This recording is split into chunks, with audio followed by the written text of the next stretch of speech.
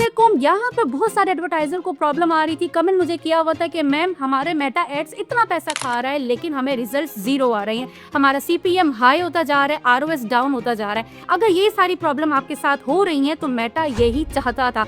हुआ ये है कि 2026 के स्टार्टिंग में ही मेटा एड्स ने बहुत सारी सेटिंग जो है वो सीक्रेटली चेंज कर दी है, जिसमें कि 99% एडवर्टाइजर्स को मालूम ही नहीं है, जिसकी वजह से क्या रिजल्ट हो रहा है कि आपका जो बजट है वो वेस्ट हो रहा है और मेटा का पैसा डबल हो रहा है। तो आज की इस ट्रेनिंग के अंदर, इस कंप्लीट लेक्चर के अंदर मैं आप लोगों को बताऊंगी कि किस तरह से स्टेप बाय स्टेप आप सेटिंग करके जो है इसको फिक्स कर सकते हैं। अगर चैनल पे नए आए हैं तो अभी सब्सक्राइब जरूर कर लीजिएगा। मैं हूं Mahi Iqbal, your social media marketing mentor and AI advertising expert. तो चलिए शुरू करते हैं।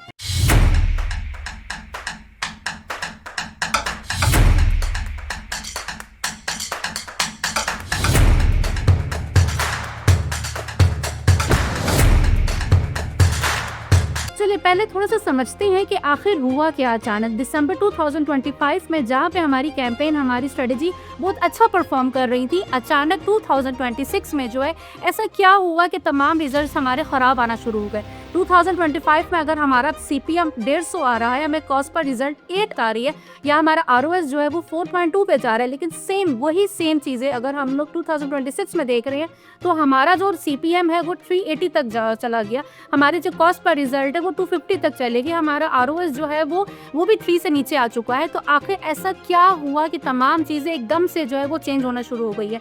तो यहाँ पर मेटा ने कैंपेन प्लस एडवांटेज में जो है काफ़ी सारी सेटिंग जो है बाय डिफ़ॉल्ट ऑन कर दी है, जिसकी वजह से हमारा एड जो है वो ऑटोमेटिक प्लेसमेंट में दिखा रहा होता है। अब जो बहुत ज़्यादा एक्सपेंसिव प्लेसमेंट है, जो कि हमारे किसी काम की भी नहीं है, जहाँ पर हमारी ऑडियंस मौजूद भी नहीं है, वहाँ पर हमारा एड शो हो रहा है, जिसकी वजह से हमारा बजट जो है वो वेस्ट हो रहा है। तो ये चीज़ आज हम प्रैक्टिकली करेंगे और देखेंगे कौन कौन सी सेटिंग जो है वो हमारा बजट जो है वो वेस्ट कर रही है। चले तो स्क्रीन पर चलते हैं और हम देखते हैं कि किस तरह से हम इसको लाइव जो है वो फिक्स कर सकते हैं, क्योंकि हम स्मार्ट हैं और हम इसको कंट्रोल कर सकते हैं। तो सबसे पहले आपने अपनी कैंपेन पे जाना है और कैंपेन पे जाने के बाद आप इसको एडिट पे क्लिक करें। यहाँ पर आपको जो है ना एडवांटेज प्लस क्रिएटिव सेक्शन पे इसको एक्सपेंड कर देना है, ठीक है।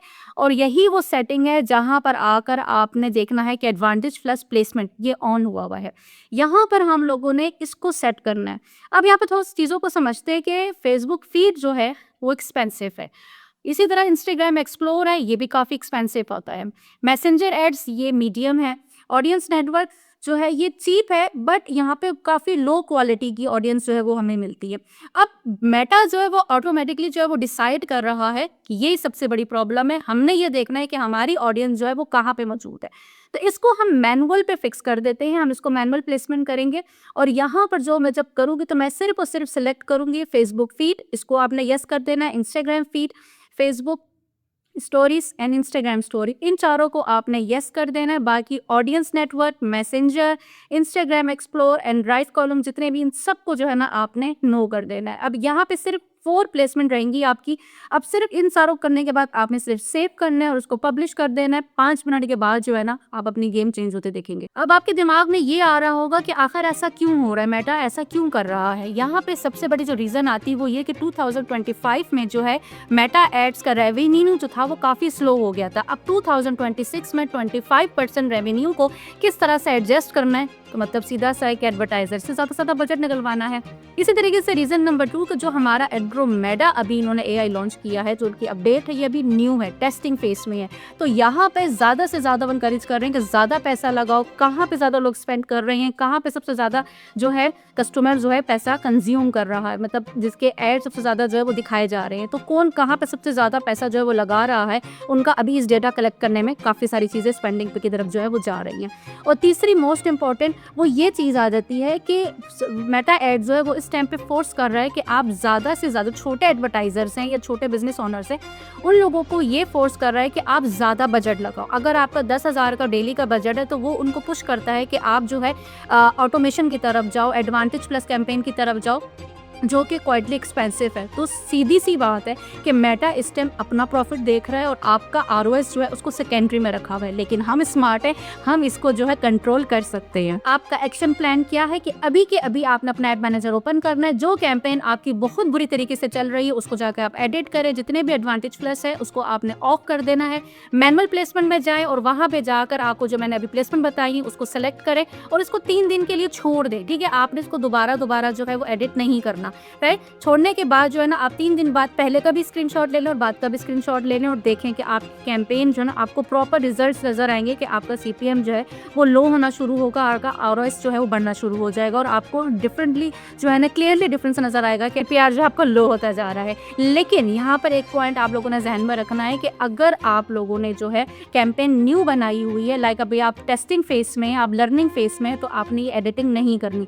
आपने तब करनी जब आप लर्निंग फेज से निकल चुके हो, या तो अगर आपका बजट जो है वो 1000 रुपये से कम है तो आप इसको एटलीस्ट 1000 रुपये पे जो है ना वो बजट आपने लेकर आ जाना है। और साथ ही साथ जो है आपने हर 30 डेज में जो है आपने कोशिश करनी है कि इसको जो है आप स्केल करते जाएं, आप चेक करते जाएं, जितने भी मैट्रिक्स है वो आप लोगों ने उसको स्ट्रिक्टली फॉलो करना है। तो फाइनली आज आप लोगों ने देखा कि अगर आप लोगों के एड जो है वो फेल हो रहे हैं तो वो क्यों हो रहे हैं, और हम लोगों ने प्रैक्टिकली वो करके भी देखा कि कहाँ पे जाके प्रॉब्लम थी और हमने उसको प्रैक्टिकली उसको फिक्स भी कर दिया। अगर तो आज का लेक्चर आप लोगों को समझ आया है, इसको टेस्ट आपने जरूर करना है और उसके बाद जो है कमेंट में आके मुझे रिजल्ट जरूर बताना है। या इसके अलावा कोई भी प्रॉब्लम है तो मुझे आपने कमेंट करके जरूर बताना है, मैं आपको वहाँ पे पर्सनली खुद रिप्लाई करूंगी। अपना बहुत सारा ख्याल रखिएगा और मिलते हैं अपने नेक्स्ट वीडियो पर, जहाँ पर हम और भी कुछ प्रैक्टिकली कवर करने वाले हैं। Thank you so much.